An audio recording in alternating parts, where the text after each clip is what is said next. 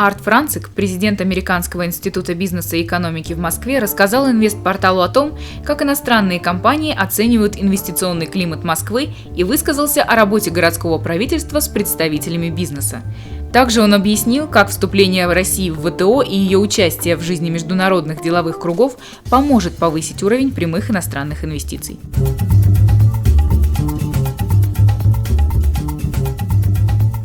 I've seen and met any number of officials from Moscow. We have met with the Moscow city plant, talking about, they were here at the AEB, talking about the plan for the improvement of the infrastructure, which is a very important issue for investment climate, for making Moscow a financial center. Just in the last 6-7 months, I've met 5 or 6 city officials that are working on developing the business climate in Moscow. So I think that there's a lot of activity there, and we see it. They're reaching out to the business community to announce their projects and look at how they can be supported by the business community. I think it's very important.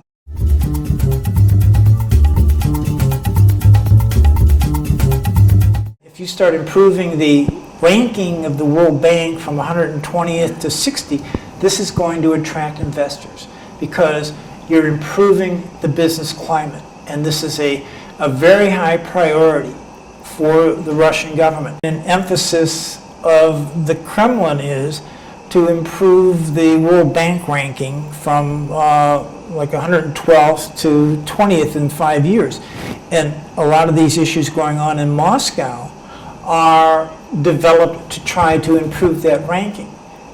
But you still have, I think, different issues that can be improved in terms of registrations, in terms of, I talked to a friend of mine who built a warehouse out of Domodedovo, and he basically said he had to get 150 signatures on approvals of documents to get his warehouse done.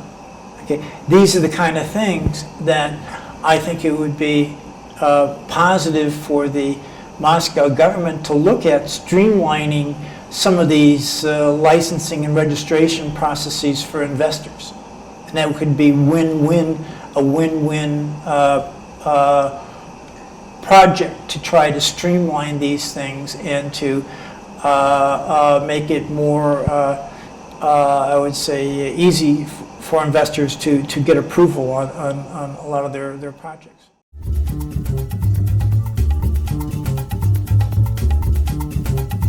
It's a tough place, and it's one of the issues that you see going on, and we've had meetings on this at AEB a couple weeks ago, is the corruption issue. And that's, Russia is trying to improve that significantly, and they recently became part of the anti-bribery convention of the OECD. And they're going to be part of OECD within a couple of years. So you're seeing lots of activity to reduce corruption here, because this is one of the things that you find as feedback from Russian business people, and people I've talked to say, well, you deal with it by being persistent and don't give into it. You can do business in this country without corruption, but it might take a little longer and more persistence to do it that way.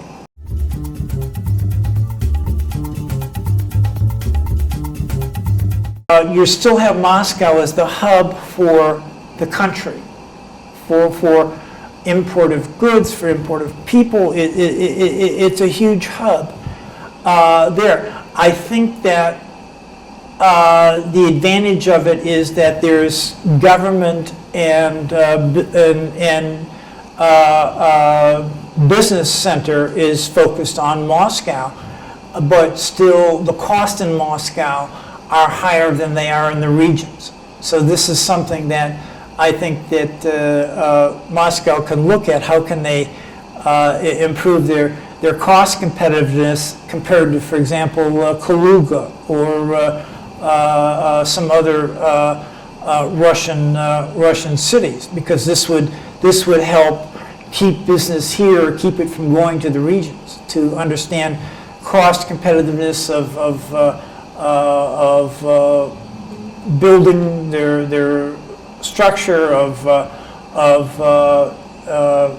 wages and other things. So this has got to be evaluated. This is what investors are thinking when they're determining, should I come to Moscow or should I go to Yaroslavl, okay, for a particular type of investment. Okay, they're going to look at the pluses and minuses of each factor. And Moscow has a lot of pluses because it's the center of so much. Okay, but that's offset by high costs.